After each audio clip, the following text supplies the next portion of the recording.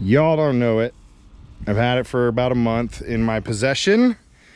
Paint on it, got it paid off, got all of the work done to it. All of the work. This thing is cherry. So this is my 1987 Skeeter Starfire 175D. Okay. It's got a Merc Black Max 175 on it. I'm actually super impressed with this two-stroke motor. It is quick boat. All right, so this is what I'm doing today though. Little project. It's still hot as heck. Phoenix, Arizona. Look at this. Can you see this?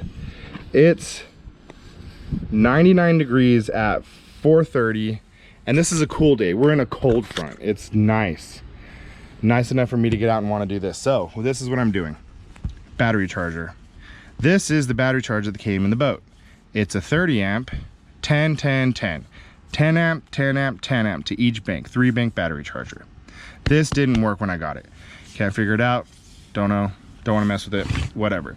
So in the meantime, the last couple trips I've been using this. This I got specifically for my kayak's lithium-ion battery. Okay. This battery charger has been really amazing. It has lithium, AGM, and lead, the Life Pro 4 or Po 4, whatever that is. It can repair batteries. It has always been great. I don't know if the heat's getting to it or what, but it has failed me twice royally. Once on my truck when it's telling me that my truck battery is completely good, completely charged. Truck was clicking. I thought it was a starter because it sounded like a starter click, and I replaced the starter. It was the battery. So I have a new starter in my truck for no reason. But since that has failed me, and I don't even want to begin to tell you the story of how it failed me on the boat, and we were stuck in the lake, middle of the night, but I know that I can pull start this motor. So this is what we're going to. Professional series. It is the Quad Pro 4 15 amp to each bank.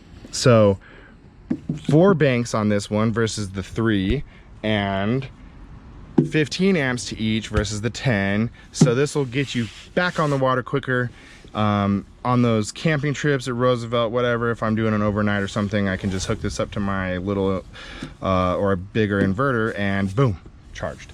So that's what we're doing. I don't really know if this is like a how-to video because I don't know how to. Well, I guess I do. It's pretty self-explanatory. You go to the battery systems and red to red, black to black, and plug it in. It's a battery charger that you're just mounting in your boat. So I'm not going to do like a whole how-to video on it. There's a million of those. I'm just telling you what I'm doing since I haven't even thought about making a video since Alaska. I have been busy. I'm back at Bass Pro and I'm absolutely loving being a manager there. But it takes a lot of time. But you get weekdays off, so I can get out on the lake when nobody else is out there. But yeah, I guess I'll just do like a time lapse of whatever the hell I'm doing. Oh yeah, that's the lithium ion battery that I'm taking out. 100 amp hour, way overkill. It's just doing my graphs. I just had it, so I was gonna use it, and I didn't know that this battery is still good because it's from 620, but it still has 14 volts on it after not charging it for I don't even know when the last time I charged this thing is, but I definitely at some point charged it up, put it away, and it's still holding like 14 something. That's just whatever. But going from that 100 amp lithium to a 55 amp hour just deep cell battery, it's only my graphs. I don't have to worry about it. All my other batteries are newer, good shape. I got 2 blue tops in there that are my 24 volt running 12 volts for 24 volt for my trolling motor up front, and then I got an interstate whatever that is. I don't know interstate batteries that well, but we sell them at the store. Come get one. Yeah, so I'm gonna post this up so I quit playing around and get it done because it's hot.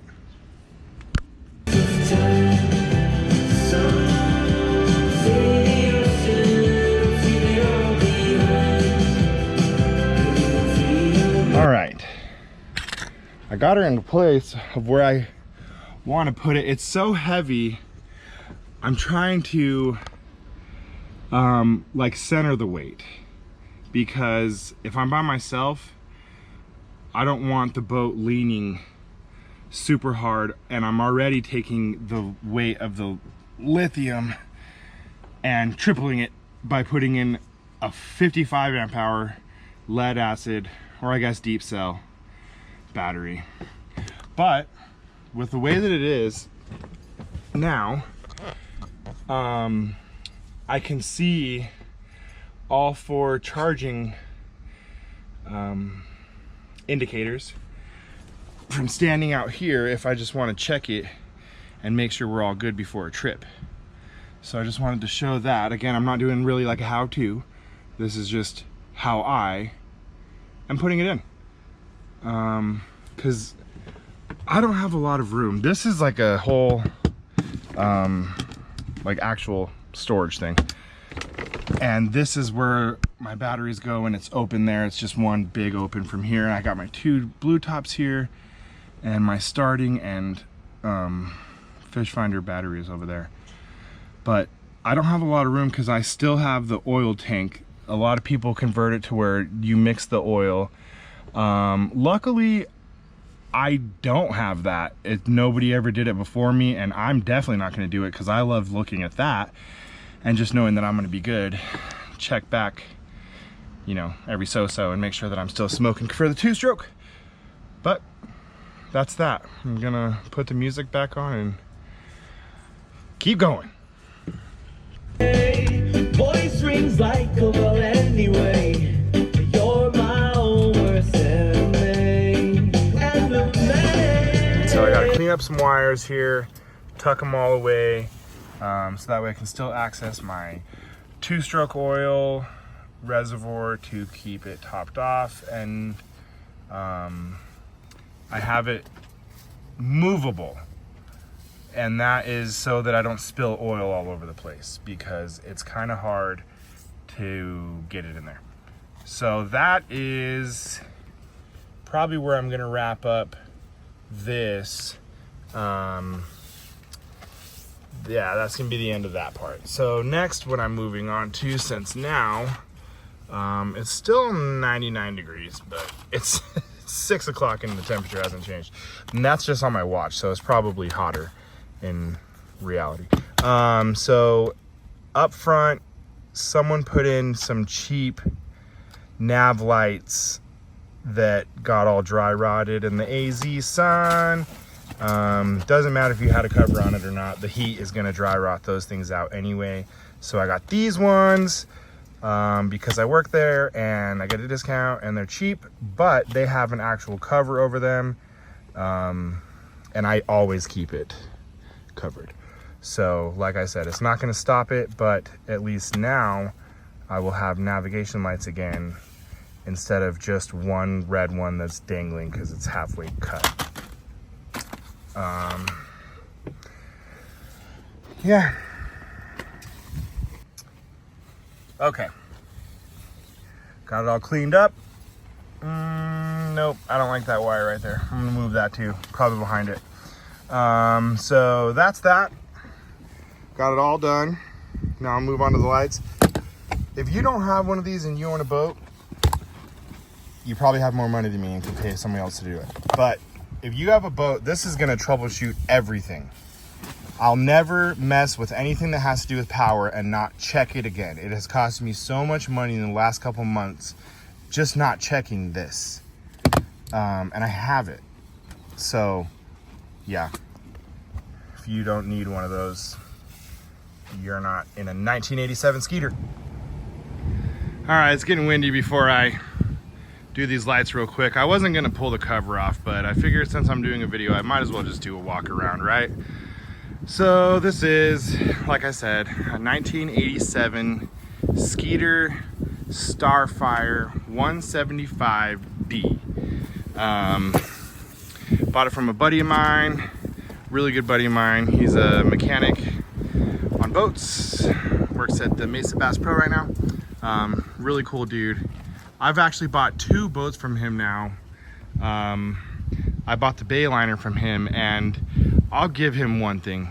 He sells me old boats, but those things run great. This guy is so good at what he does, getting these boats running. So yeah, this is it. All I've done to it since I've had it is I put in new seats. It had the old original Skeeter seats in it. So we got a pad down there. I normally throw it right over there on that little step for the kids. That's where they hang out if you've seen our Facebook pictures and stuff like that. Overall though, this boat is in just really, really good shape for the year. Really, really good shape. This is the nav light I was gonna try to use. It came in the boat, but it's a freaking 3-pin. And I bought a 2-pin, so I'm done. I'm gonna do this is what I'm talking about. This is what I'm working on right now. So this works. This is the only front nav light that I have right now. I already ripped this side off. Oh look, another boat story. Blew the cap on the way home from the lake one of the days. One thing about having an old boat and getting it back onto the water is you kind of get to deal with all the stuff, right? Like all the things that are gonna go wrong. Another silly major thing was I was out with just my 3-year-old daughter and I out on Lake Pleasant, and she's like, "Daddy, I want to go fast." I don't know how it even happened, but somehow my trolling motor came out and deployed and ripped the freaking thing right off the boat. By the time the water was splashing enough to where I could see the front of the boat, I mean, we were just getting drenched. I let off the throttle immediately, but it ripped the hinges right off, broke the cast aluminum in there. So I'm not gonna buy a new power drive. And the Minn Kota power drive, I didn't like it at first, but now I love it. I absolutely love it. So what I did is I fabricated some brackets right there, and if you guys saw them, I just remade the hinges. So it'll last long enough until it'll last forever, really. And if it doesn't, I'll do more. So it's got some storage up here, live well right there. I just keep life jackets in that. Don't use the live well in the front. We got the live well in the back, and I'm not like crazy tournament fishing or anything, so I don't have to worry about it. Rod storage, but it's an old boat and none of my rods fit in there. They're all too long. 93 SV on the dash. Hook 7 on the front. An old hook 7. It came with an old hook 7. So I'm actually probably going to put my Lowrance there for the side imaging, because the Lowrance side imaging transducer is like 2 feet long. If you guys saw my kayak videos, you can see why I had to do that. So I'm putting that same unit on here, and I'm gonna make it to where I can just pop it back and forth and have another transducer on my kayak. Or do the 93 SV on the kayak. I'm not sure yet. Not really into the live scope game yet.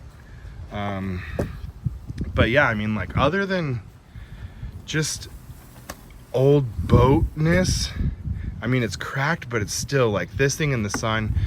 For the year of it, you would be honestly shocked with how many compliments I get on this boat. Like, and especially once I paint the trailer black, it has these nice chrome fenders that has this awesome freaking dent in there. Yeah, that's wifey parking the boat slammed into another trailer. She's like, "But there was nothing wrong with the other trailer." Yeah, but mine. So I bent it back out as much as I could. I need to take the tire off and beat it out. It'll be fine. It's a big steel chrome bumper. But yeah, man, that's my boat. We've had so much fun on it. So much fun on it already. I mean, I'll put a little thing together, something, but you guys will see us on it more. And it has a bimini top. I'm so far up front that the bimini comes to probably about here or so. So you've seen pictures, if you follow my other stuff other than Instagram or YouTube, you've seen pictures of the kids like laying down there and watching their iPads while I fish and stuff, because if they're gonna, you know, they fish when they want, and when they get bored, kids get bored fast, and Gotta have something for them to stay entertained if I want to stay on the water. But yeah, man, immaculate boat for the year. Really love it. Just got some cleaning to do on the back, or I mean on the bottom, but I've already got new numbers for it. I just have to figure out how to get that pinstriping paint off. I wish I could just redo that. That was pretty cool. But yeah, oh yeah. 70 pound thrust, 24 volt Minn Kota power drive up there. Jessica really wants spot lock. This is the non-spot lock version, but you just change out the head and you have spot lock. So that's definitely an upgrade that we're gonna do, since now we don't have to buy a new motor for it. I added the stickers. I'm gonna fix that, or I got a Cricut, so I'll change out that Skeeter sticker. But yeah, there's the walk around. Nothing too crazy, but I love it. I love this old boat. Love it. So yeah. When you have that dog that just won't leave your side. Uncle Bill. Uncle Bill. Oh, my little boy. Oh, my little boy. Oh, you so handsome. Huh? You so handsome. Yeah, just call Bill.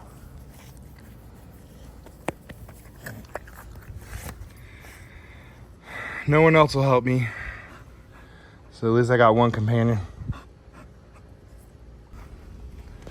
Alright, just trying to finish this video up. Got the nav lights on. It was actually really easy. That whole access panel, boom. Easy as that. Alright, well, that's definitely where I'm ending this.